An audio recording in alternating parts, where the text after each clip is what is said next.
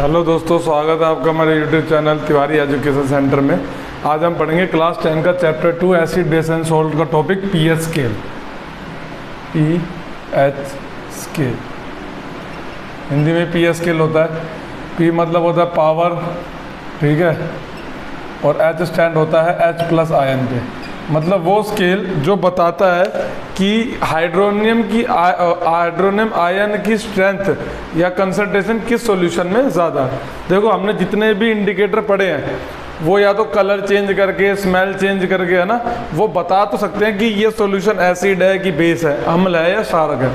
लेकिन पीएच एक ऐसा इंडिकेटर है, हिंदी में बोलते हैं सूचक, जो ये तो बताएगा ही कि वो एसिड है कि बेस है, साथ साथ ये भी बताएगा कि वो स्ट्रॉन्ग एसिड है कि वीक एसिड है, स्ट्रॉन्ग बेस है कि वीक बेस है।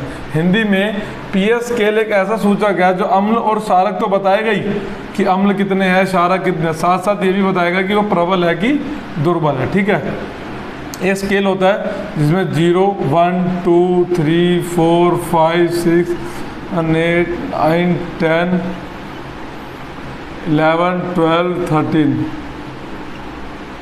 14 तक रीडिंग होती है। ठीक है, जिसमें जो 7 होता है वो होता है न्यूट्रल, हिंदी बोलते हैं उदासीन। ध्यान से समझना पीएच स्केल के बारे में, बड़ा इजी टॉपिक है। ठीक है, 7 से कम पूरा जो होता है वो होता है एसिड, हिंदी में बोलते हैं अम्ल। 7 से ऊपर जितना भी होगा वो होगा बेस, हिंदी में बोलेंगे क्षारक। ठीक है, इतना तो आसान है। लेकिन समझने वाली चीज़ क्या है इसमें? समझने वाली चीज़ ये है कि मान लो 2 सॉल्यूशन है, एक के पीएच वैल्यू है 0.1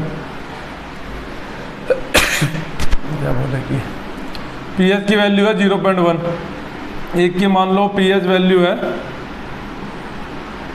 2.5 और एक की पीएच वैल्यू है मान लो ए है, ये बी है और ये सी है, 1.3। ठीक है, अब है तो तीनों ही एसिड, लेकिन अब इसमें स्ट्रॉन्ग कौन सा है और वीक कौन सा है। देखो, जिसकी पीएच वैल्यू कम होगी वो होगा स्ट्रॉन्ग एसिड, जिसकी पीएच वैल्यू ज़्यादा होगी वो होगा वीक एसिड। है दोनों ही एसिड, लेकिन जितना कम पीएच वैल्यू उतना ही स्ट्रॉन्ग एसिड। तो ये लिख लेना, जितना कम पीएच वैल्यू उतना स्ट्रॉन्ग एसिड, मतलब प्रबल अम्ल। ठीक है, ठीक इसी का उल्टा होता है बेस में। बेस में क्या होता है? जितनी ज़्यादा पीएच वैल्यू उतना स्ट्रॉन्ग बेस। मान लो 3 सॉल्यूशन है, ए बी सी। ठीक है, ए की वैल्यू मान लो मेरे पास है 8, इसकी है 7.8 और इसकी मान लो 11। तीनों ही है, तीनों ही क्या है? बेस है। लेकिन सबसे स्ट्रॉन्ग बेस कौन सा होगा?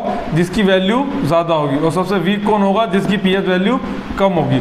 तो याद रखना, एसिड में उल्टा केस है, जितनी कम पीएच की वैल्यू होगी उतना ही स्ट्रॉन्ग एसिड होगा, मतलब प्रबल अम्ल होगा।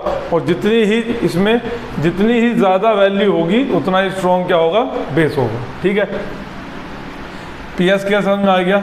उसमें एक चीज़ और है कि जब हम लेफ़्ट टू राइट जाते हैं तो H प्लस आयन्स की कंसंट्रेशन कम होती है। याद रखना, जब हम बाएं से दाएं जाते हैं तो H प्लस आयन की जो सांद्रता है वो घटती है, और जब हम यहाँ से राइट से यूँ लेफ्ट आएंगे तो H प्लस आयन्स की कंसंट्रेशन क्या होगी? बढ़ेगी। ठीक है, ये H प्लस आयन की कंसंट्रेशन के ही मद्देनजर के स्केल है पूरा।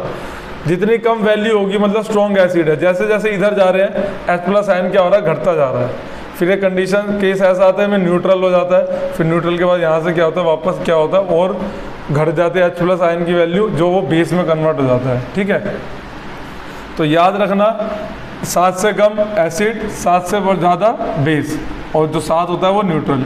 हिंदी में 7 से कम होगा अम्ल होगा, 7 से ज़्यादा होगा क्षारक होगा, और जो 7 होता है वो उदासीन होता है। ठीक है, अब इसमें आता है कि पीएच का हमारे डेली लाइफ में क्या क्या यूज़ है। बहुत ज़्यादा हर जगह यूज़ है पीएच का, ठीक है। आप जो पॉइंट्स हैं वो आपको एनसीईआरटी में ही मेंशन मिल जाएंगे। अगर गवर्नमेंट स्कूल में पढ़ रहे हैं तो सपोर्ट मटेरियल मिलता है, उसमें मेंशन होगा। प्राइवेट में बुक जो भी होगी किसी भी राइटर की होगी तो उसमें पॉइंट्स लिखे होंगे, ठीक है। मैं वो सारे पॉइंट्स समझाता हूँ क्या है, बाकी आपको जो समझ में आता हो, जो ईजी लगता हो वो लिख लेना। मैं समझा देता हूँ। पहला है कि जो पीएच वैल्यू है, इसको मिटा देता हूँ ना।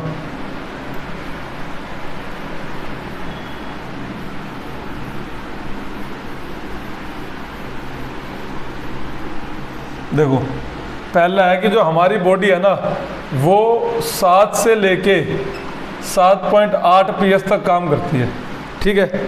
मतलब एक तरीके से न्यूट्रली, ना एसिडिक ना ही बेसिक। तो हमारी बॉडी है जो 7 से लेकर 7.8 पीएच तक काम करती है। तो हमारी रेंज भी देख लो कितनी है, सिर्फ 0.8 की रेंज है, ना उससे ऊपर ना उससे कम, ठीक है।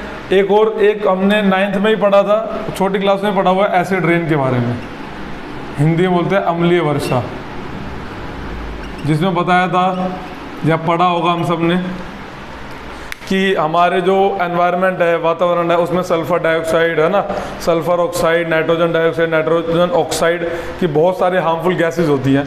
तो जब रेन वाटर, जब बारिश का पानी आता है वो उन गैसेस में मिलता है, ठीक है, और अपना पीएच 5.6 से कम कर लेता है। 5.6 से कम, 5.6 से कम मतलब एसिड। तो वो कौन सी वर्षा बन जाती है? अम्लीय वर्षा। वही अम्लीय वर्षा समुद्रों में, महासागरों में, नदियों में, तालाबों में इसमें जाता है, मतलब ओशन, सी, रिवर, इन सब में जाता है। और वहाँ पर उस वाटर का पीएच वैल्यू क्या कर देता है? कम, जिसकी वजह से एक्वेटिक एनिमल्स और प्लांट्स, उनका सर्वाइवल क्या हो जाता है? मुश्किल हो जाता है। हिंदी में जब अम्लीय वर्षा होती है, मतलब 5.6 से कम हो गया, तो वो जो पानी वहाँ जाता है तो जितने भी जलीय जीव जंतु होते हैं ना, तो उनके जो रहना होता है ना, वो क्या हो जाता है? कठिन हो जाता है वहाँ पर। क्यों? क्योंकि वो वर्षा अपनी नॉर्मल वर्षा नहीं रही, वो अम्लीय वर्षा बन गई है, ठीक है। दूसरा इसमें है कि जो हमारा जो पेट है, हमारे पेट में HCl है, जो छठा चैप्टर हम पढ़ेंगे लाइफ प्रोसेस, उसमें पता है कि हमें एसिडिक मीडियम चाहिए होता है ना, प्रोटीन को डाइजेस्ट कराने के लिए एक एसिडिक मीडियम पूरा एनवायरनमेंट चाहिए होता है। तो हमारे पेट में क्या होता है? HCl रिलीज होता है। तो HCl क्या होता है? कभी ज़्यादा रिलीज हो जाता है ना, एकदम से हमें क्या हो जाती है? एसिडिटी हो जाती है। उसमें क्या होता है? हमारे पेट में HCl की मात्रा बढ़ जाती है। तो उसको न्यूट्रलाइज करने के लिए हम खाते हैं मिल्क ऑफ मैग्नीशिया, इसको मैग्नीशियम हाइड्रोक्साइड बोलते हैं। ये एक माइल्ड बेस है। क्या ये? माइल्ड बेस, हिंदी में दुर्बल क्षारक। क्या ये? दुर्बल क्षारक है ये, ठीक है। तो ये क्या करता है? It neutralize the excessive amount of acid, मतलब ये सारे एसिड को न्यूट्रलाइज नहीं करेगा। ये जो हमारे पेट में एसिड ज़्यादा रिलीज हुआ है, उसको जो ज़्यादा अमाउंट में ना, सिर्फ उसको न्यूट्रलाइज करेगा।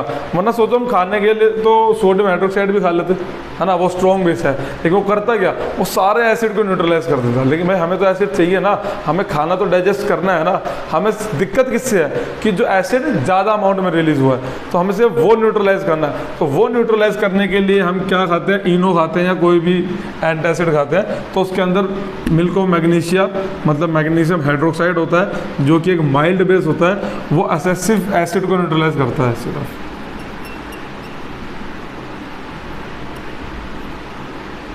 न्यूट्रलाइज, ठीक है, याद रखना। सिर्फ न्यूट्रलाइज किसको करेगा? एक्सेसिव एसिड को, मतलब जो अधिक मात्रा में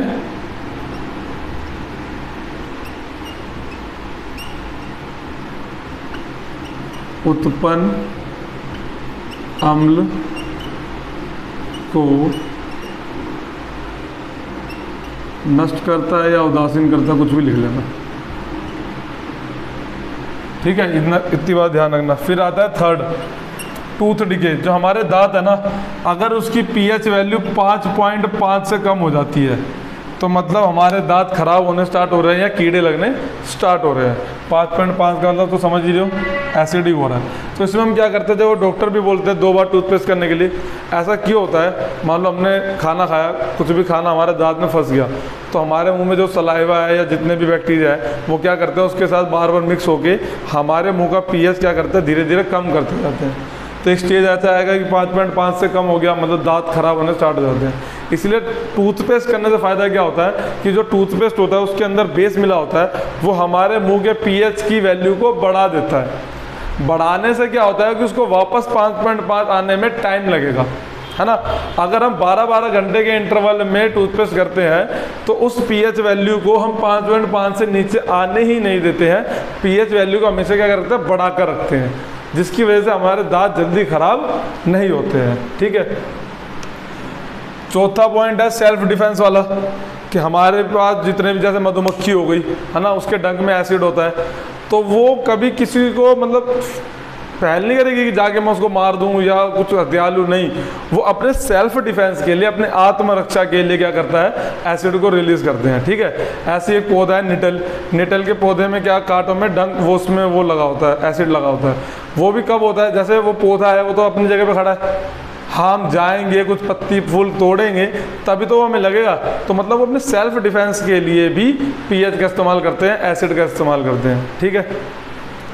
तो पीएच का बहुत जगह इस्तेमाल है। एनसीईआरटी में क्वेश्चन है एक दूध वाले के ऊपर है कि दूध वाला दूध में बेकिंग सोडा मिला देता है, तो वो क्यों मिला देता है ना। और दूध वाला क्या, और जो थैली का दूध होता है, जो नॉर्मल प्योर दूध होता है, उसमें दही जमने में टाइम क्यों लगता है। तो सबका लॉजिक एक ही है कि दूध वाला बेकिंग सोडा मिलाता है, जो पैकेट वाला दूध होता है उसमें भी बेकिंग सोडा मिला होता है। वो क्यों मिला होता है कि उसकी पीएच वैल्यू क्या हो जाती है, बढ़ जाती है। 6 से हम बढ़ा देते हैं, पीएच वैल्यू जो 6 होती है ना, उससे बढ़ा देते हैं। क्यों? क्योंकि मान लो सुबह दूध बेचने निकल रहे हैं, वो शाम तक बिके ना बिके तो ख़राब हो जाएगा। अगर वो प्योर दूध होगा, उसमें बेकिंग सोडा मिला देते हैं, तो हम क्या कर रहे हैं, उसकी पीएच वैल्यू 6 से शिफ्ट करके 8 तक लेके आ रहे हैं। ठीक है। ज़्यादा बढ़ाने से ये हो गया कि अब उसको वापस 6 या उससे कम होने में टाइम लगेगा, तब तक वो दूध सेल आउट हो चुका होता है। ठीक है। बात समझ में आ रही है। पीएच वैल्यू बढ़ाने से का एक मोटो यही है कि वो जल्दी ख़राब ना हो। ठीक है। अगर हम उसी दूध का दही जमा रहे हैं, अब जो दही होती है उसमें लैक्टिक एसिड होता है, कर्ड, तो लैक्टिक एसिड मतलब उसको हमें वैल्यू 5-6 से क्या करनी है, कम करनी है, लेकिन उसमें बेकिंग सोडा मिला के हमने ऑलरेडी ऐड कर रखी है, तो उसको वापस 6 और फिर 6 से कम आने में टाइम तो लगेगा ना। इसीलिए जो पैकेट वाला दूध होता है या जो दूध वाला दूध बेचने आता है, तो उसमें क्या होता है, दही जमाने में टाइम लगता है। अगर प्योर मिल्क होगा ना, तो उसको 3 या 4 घंटे बहुत है, दही जम जाता है। लेकिन जो थैली वाला दूध है, उसको रात में रखो जमाने के लिए, वो सुबह तक जमता है। रीज़न यही है कि वो ऑलरेडी हमने उसका पीएच बढ़ा रखा है, उसको वापस एसिड में शिफ्ट करने के लिए टाइम लगता है। ठीक है। तो पीएच का जो ये टॉपिक है ना, बहुत इंपॉर्टेंट है। पेपर में पीएच से रिलेटेड या पीएच के डेली लाइफ यूज से रिलेटेड कुछ ना कुछ क्वेश्चन आएगा ही आएगा। ठीक है। इस टॉपिक को अच्छे से पढ़ लेना। एनसीईआरटी के ही एक लाइन पढ़ लेना। जो मैंने ये टॉपिक्स बताए हैं ना, तुम एनसीईआरटी जब पढ़ोगे तो तुम्हें समझ में आ जाएगा, हाँ भैया ने सब कुछ ये सब हिंदी में अच्छे से इजी लैंग्वेज में समझा दिया है। उसके बाद भी अगर आपको कोई डाउट होता है तो आप कमेंट सेक्शन में मेरे से पूछ सकते हैं। और आपको वीडियो समझ में आई हो, टॉपिक समझ में आया हो, तो प्लीज़ वीडियो को लाइक करें और चैनल सब्सक्राइब कर दें अगर आपने अभी तक सब्सक्राइब नहीं किया होगा। Thank you.